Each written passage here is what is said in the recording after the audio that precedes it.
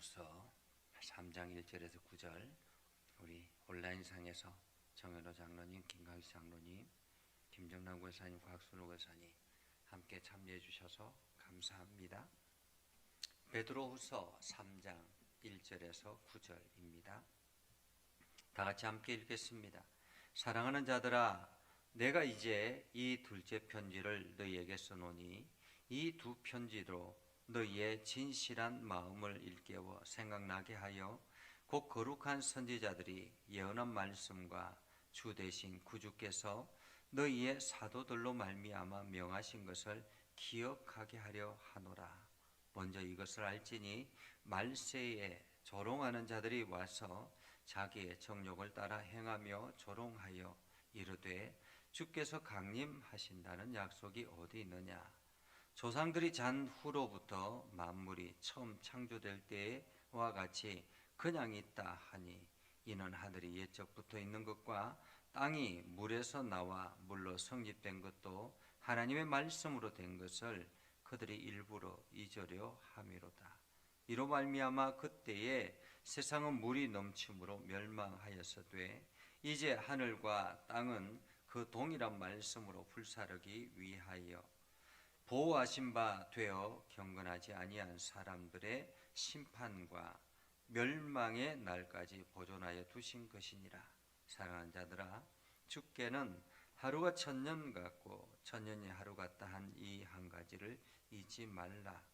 주의 약속은 어떤 이들이 더디다고 생각하는 것 같이 더딘 것이 아니라 오직 주께서는 너희를 대하여 오래 참으사 아무도 멸망하지 아니하고 다 회개하게 이르기를 원하시느니라. 아멘. 오늘도 하나님의 은혜가 여러분의 삶에 가득하기를 바랍니다. 여러분들을 통해서 하나님의 영광이 나타나기를 주님의 이름으로 축복합니다. 적절한 타이밍이라는 말들을 사람들은 자주 사용합니다. 어떤 시기나 어떤 일을 행할 때 적절한 타이밍에 그 일들을 행할 때 거기에 기가 막힌 수익을 얻을 수도 있고 기가 막힌 유익을 얻을 수도 있고 또 그 이 타이밍을 통해서 행복과 또 여러 가지 삶의 변화가 일어나게 되기도 하죠.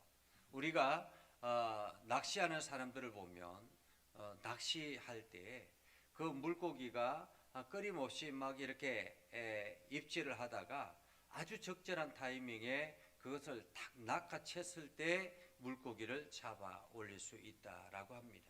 그런데 그 타이밍을 놓치면 물고기는 떨어져 나가 버리게 된다라는 말이지요.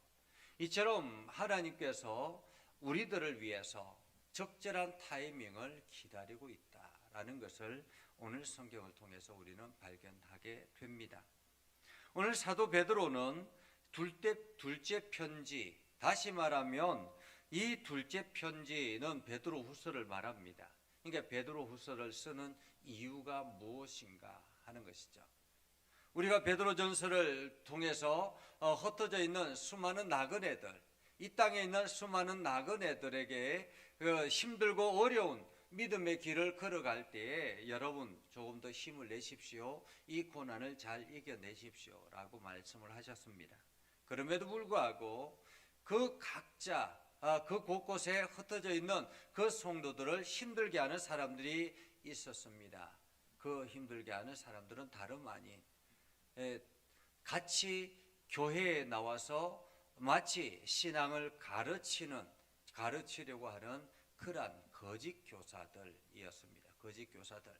그들은 철학으로 무장한 사람들입니다. 아주 지식적인 탁월함을 가지고 있는 사람들입니다. 그렇기 때문에 그들을 통해서 사람들은 설득이 되고 마음에 흔들림이 있고 여러 가지 갈등이 일어나서 예수 그리스도의 재림을 사모하지 않게 되더라라는 것입니다. 그래서 오늘 베드로는 이 이야기를 다시 쓸 수밖에 없었다라고 이야기합니다.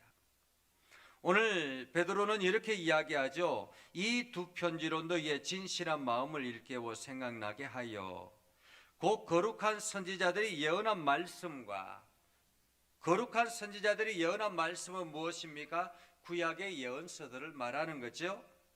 그리고 주 대신 구주께서 너희의 사도들로 말미암아 명하신 것, 다시 말하면 예수 그리스도께서 우리의 구주가 되셔서 우리에게, 사도들에게 말씀하신 그 명령, 그것을 기억하게 하려 하노라.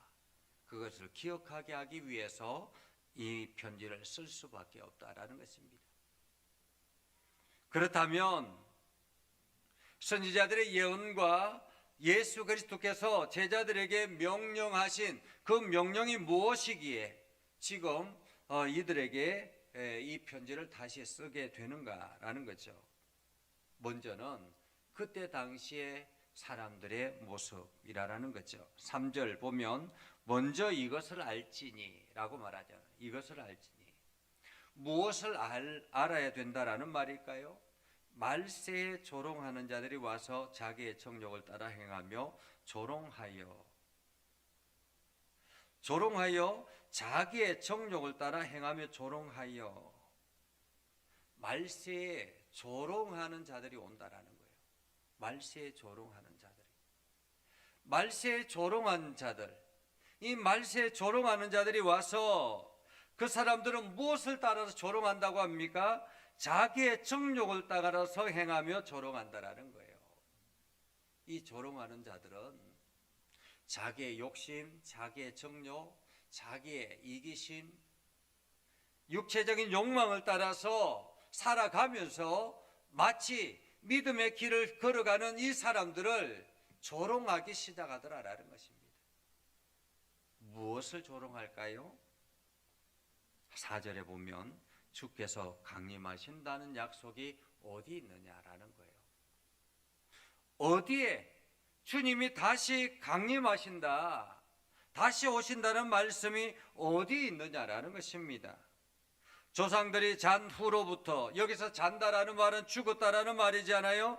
만물이 처음 창조될 때와 같이 그냥 있다 하니 죽음의 끝이지 어디 다시 재림한다라는 말이 어디 있느냐라는 것입니다. 여러분, 지금도 여전히 교회 안에 이러한 생각을 가지고 있는 사람들이 많이 있습니다. 죽으면 끝이지라고 생각하는 사람들이 많다라는 거예요. 예수 그리스도의 부활하심, 그리고 예수님께서 다시 오실 것이다라는 재림에 대해서 사람들은 기대하지 않기 시작했습니다. 심지어는 신학자들조차도 그렇게 급진적인 신학을 하는 사람들은 예수의 재림은 없다, 그리고 예수의 부활도 없다라고 이야기합니다. 그렇기 때문에 이 땅에서 우리가 열심히 그냥 우리의 욕망을 따라 살아가면 된다라고 이야기하는 사람들이 많다라는 거예요. 정말로 성경에 기록되어 있지 않는가라는 것입니다. 6절 7절에 보면 이렇게 말합니다. 이로 말미암아 그때에 세상은 물이 넘침으로 멸망하였으되, 여기서 물이 넘침으로 멸망한 것은 언제입니까? 노아의 홍수 때이지요. 노아의 홍수 때 어떠했습니까? 하나님께서 노아에게, 그 가족들에게 이야기합니다. 노아에게 말씀하셨습니다. 이 땅은 멸망할 것이다 라고 말씀하셨습니다.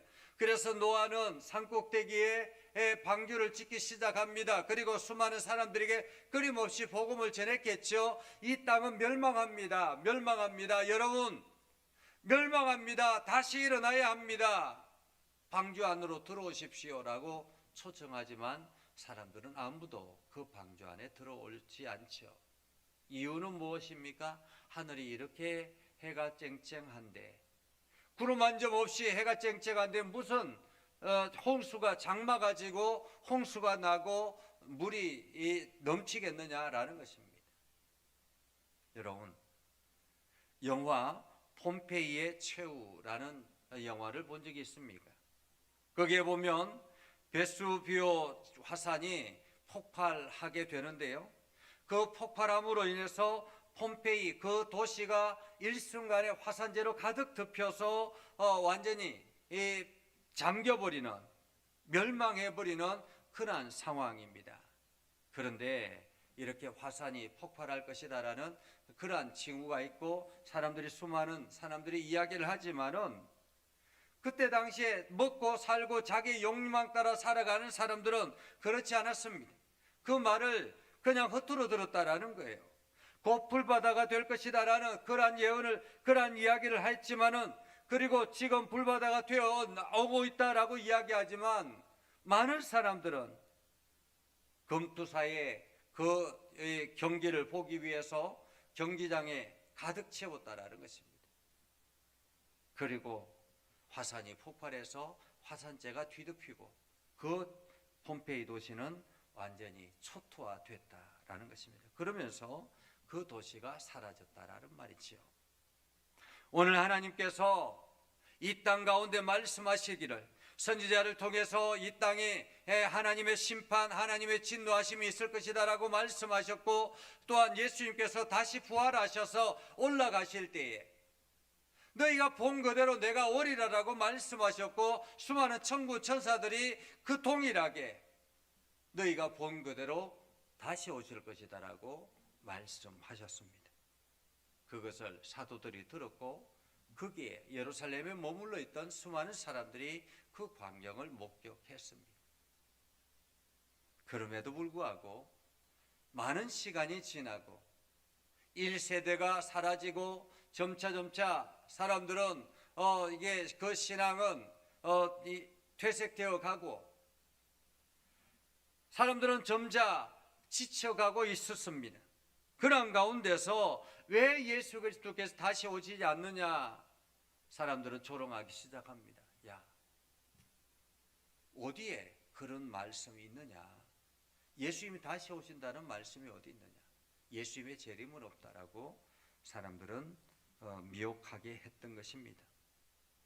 그러나 하나님께서 말씀하십니다. 이제 하늘과 땅은 그 동일한 말씀으로 불사르기 위하여 보호되신 바 되어 경건하지 아니한 사람들의 심판과 멸망의 날까지 보존하여 두신 것이니라. 하나님께서는 아직까지 지금 경건치 않은 사람들의 심판과 멸망의 날까지 아직까지 하나님께서는 보존하고 있다라는 것입니다. 붙잡아 두고 있다라는 말이지요. 그러면서 사랑하는 자들아, 주께는 하루가 1000년 같고 1000년이 하루 같다라는 이 한 가지를 잊지 말아라. 다시 말하면 하나님의 시간을 기억하라라는 것입니다. 하나님의 시간. 우리가 이 땅에서 살아가는 우리의 시간들을 크로노스라고 이야기합니다. 크로노스, 인간의 시간들이죠. 그래서 인간의 시간을 통해서 사람들은 계획을 하고 그리고 그 계획에 맞추어서 살아갑니다. 1년 후를 계획하고 심지어는 몇십 년 후를 계획하고 그러면서 저축하고 계획하고 그렇게 살아가죠. 사람들은 정해진 그 시간 따라서 살아갑니다. 그러나 하나님의 시간은 카이로스라고 이야기합니다. 카이로스. 하나님의 시간은 어떤 시간일까요? 사람들은 자기의 시간들을 따라서 안전하게 살아가려고 하지만은 하나님의 시간은 진노의 시간이요, 멸망의 시간이요, 심판의 시간입니다. 하나님께서는 이 땅을 멸망하게 하기 위해서, 이 땅을 심판하기 위해서 하나님께서 시간을 정해 두셨고 그 시간을 들고 이 땅 가운데 임하고 있다는 것입니다. 하나님의 시간이 점차 다가오고 있습니다. 인간의 시간은 점차 하나님의 시간과 맞닿아 가고 있는 중이다라는 것입니다. 그래서 이 땅의 시간이 얼마 남지 않았다라고 이야기하잖아요. 이것은 비단 우리 성경에서만 말하고 있는 것이 아니라 과학자들조차도 이 땅의 시간이, 이 땅의 수명이 그렇게 길지 않다라고 이야기를 합니다. 그렇다면 이 땅의 시간이 그렇게 길지 않다면 앞으로 우리에게 주어진 시간을 우리는 어떻게 살아가야 될 것인가를 고민해야 된다는 것입니다. 사람들은 이 땅의 지구의 멸망, 세상의 멸망 이러한 것들만 생각하지 자기 각자의 시간을 생각하지 않는 경우들이 많이 있습니다. 여러분, 우리는 영원히 살지 않습니다. 나이가 많다고 금방 이 땅을 하직하는 사람이 있는 것이 아니라, 나이가 적다고 오래 남아 있는 것이 아니라, 언제 어느 때 하나님께서 우리를 부르실지 모른다라는 거죠. 그렇다면 지금 나에게 주어진 시간, 이 시간을 우리가 어떻게 살아가야 될 것인가라는 것입니다. 하루가 천년 같고 천년이 하루 같다라는 이 사실을 기억하라라는 말은 하나님께 주님의 재림이 금방 내가 생각지 못하는 순간에 찾아오기도 하겠지만은 때로는 한없이 늦춰지기도 한다라는 말이죠. 그러면서 이야기합니다. 주의 약속은 어떤 이들이 더디다고 생각하는 것 같이 더딘 것이 아니라 오직 주께서는 너희를 대하여 오래 참으사 아무도 멸망하지 아니하고 다 회개하게 이르기를 원하시니라. 하나님께서, 주님께서 이렇게 시간을 늦추시는 이유, 그것은 이 땅의 영혼들이 모두 다 구원의 은혜를 경험하기를 원한다. 하나님의 거룩한 백성으로 살아가기를 원한다라는 것입니다. 그래서 주님께서는 계속 시간을 늦추고 있다라는 말이죠. 오늘 우리는 하나님의 시간 아래 살아가고 있습니다.